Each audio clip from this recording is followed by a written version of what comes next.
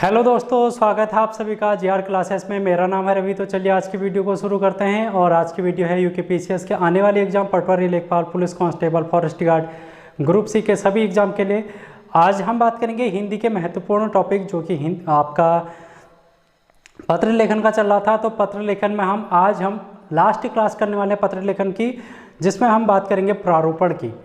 तो हमने 4 चीज़ें पढ़ ली थी: शासकीय पत्र, सरकारी पत्र जिसको बोलते हैं, अर्ध सरकारी पत्र, विज्ञप्ति हमने पढ़ ली थी, और टिप्पण हमने पढ़ लिया था। आज हम पढ़ेंगे प्रारूपण।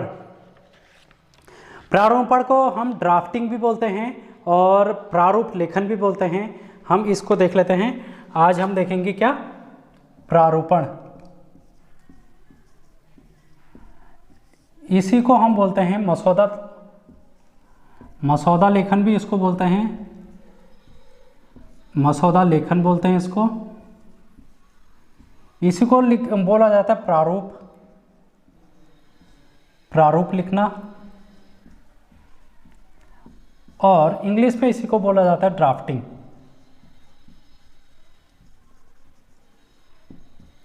इंग्लिश में क्या बोला जाता है? ड्राफ्टिंग बोला जाता है। प्रारूप लिखना नहीं, आलेख लिखना, ये होगा आलेख लिखना। ठीक है, इतनी चीज़ें हैं जो कि आपको यहाँ पर से ध्यान में रखनी है। अब आप इसका क्या कर लो, इसकी परिभाषा लिख लो। इसकी क्या करो? परिभाषा लिख लो। परिभाषा मैं बोल दे रहा हूँ और आप उसको सेम एज इट इज़ वैसे ही लिख लेना। सरकारी कार्यालय में आवती पत्र पर टिप्पण कार्य समाप्त हो जाने के बाद पत्रोत्तर का जो कच्चा मसौदा तैयार किया जाता है, उसी को हम टिप्पण लेखन कहते हैं, प्रारूपण कहते हैं। उसी को प्रारूपण कहते हैं। ठीक है, अब इसको हम समझ लेते हैं कि ये है क्या। जैसे आप कोई काम करते हैं, आप अपनी नोट्स कॉपी बना रहे होंगे, फेयर कॉपी आपने बनाई नोट्स की। तो फेयर कॉपी में अगर हो सकता है, जब आप मैथ्स का काम कर रहे होंगे, फेयर काम करने से पहले आपने स्कूल में रफ में उसको करना ज़्यादा सही समझा होगा, क्योंकि फेयर काम में आप सीधे ही क्वेश्चन को करोगे तो आंसर गलत होने की संभावना बनती है।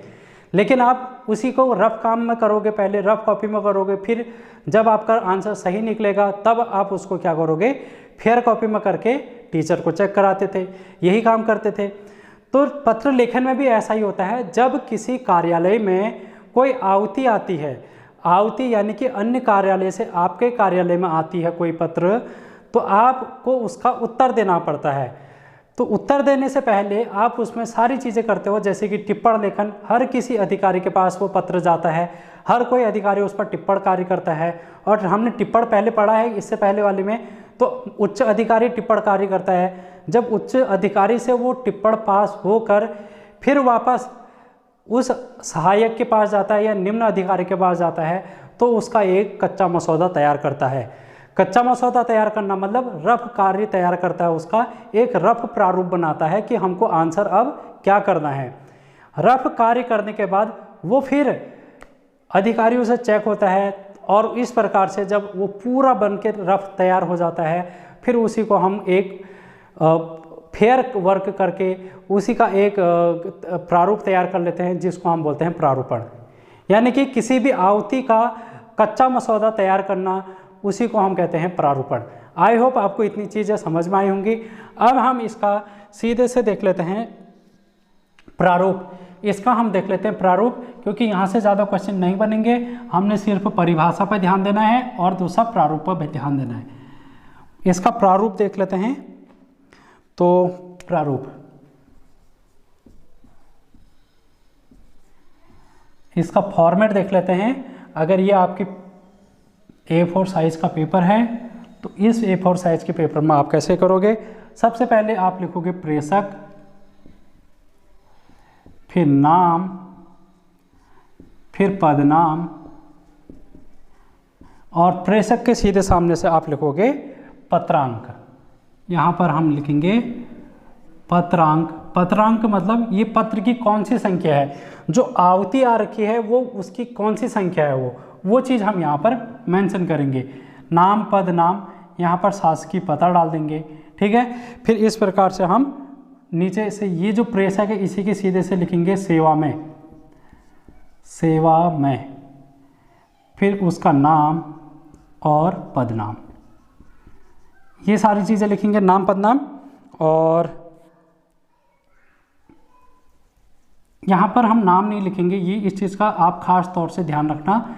यहाँ पर हम सीधे पदनाम का उल्लेख करेंगे और पता, पदनाम और पता यहाँ पर हम लिखेंगे। उसके बाद अनुभाग लिखेंगे हम यहाँ पर, अनुभाग, अनुभाग या फिर विभाग, और फिर इसी के सामने हम लिख देंगे दिनांक और स्थान।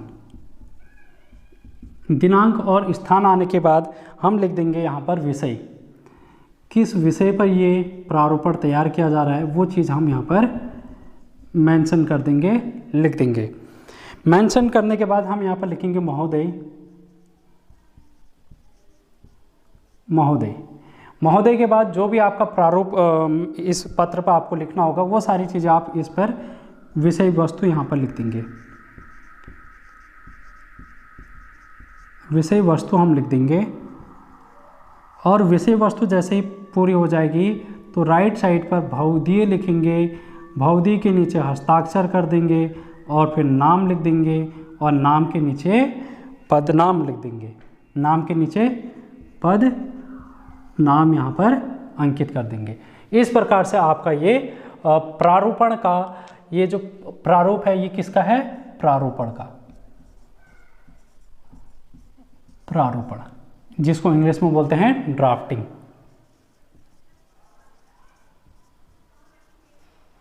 तो ड्राफ्टिंग हम देख रहे थे, इस पर हमने दो चीज़ें देखी, और दो चीज़ें क्या थी, पहली चीज़ तो हमने इसकी परिभाषा देखी और दूसरा हमने प्रारूप देखा। एक क्वेश्चन आपसे इस प्रकार से पूछा जा सकता है, क्वेश्चन में लिख देता हूं यहां पर, टिप्पण कार्य का अंतिम सोपान क्या कहलाता है।